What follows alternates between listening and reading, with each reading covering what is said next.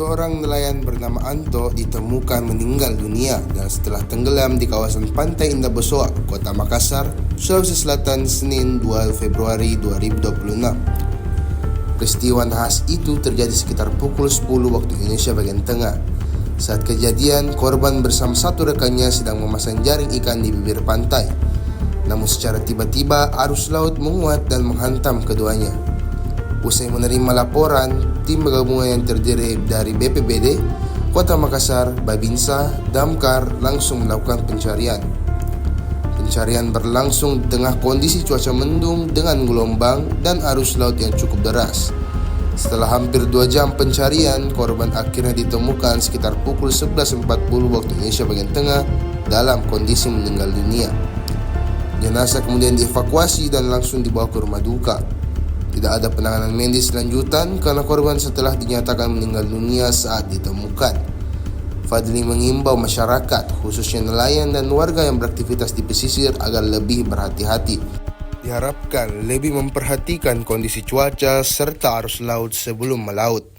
Sebelumnya diberitakan Meteorologi, Klimatologi dan Geofisika atau BMKG memprediksi potensi hujan pada dasarian 1 Februari 2026 atau periode 1 sampai 10 Februari masih tergolong tinggi dan perlu diwaspadai. Ia menyebut potensi hujan berkisar dari kategori sedang hingga lebat.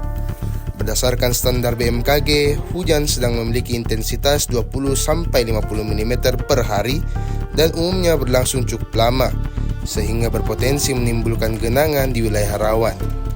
Sementara itu, hujan lebat dengan intensitas 50 hingga 100 mm per hari beresiko memicu bencana hidrometeorologi seperti banjir dan tanah longsor.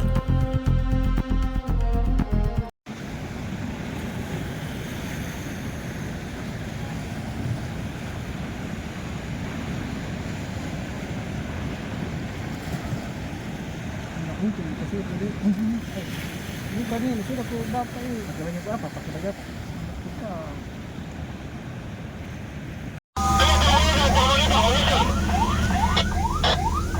Siap.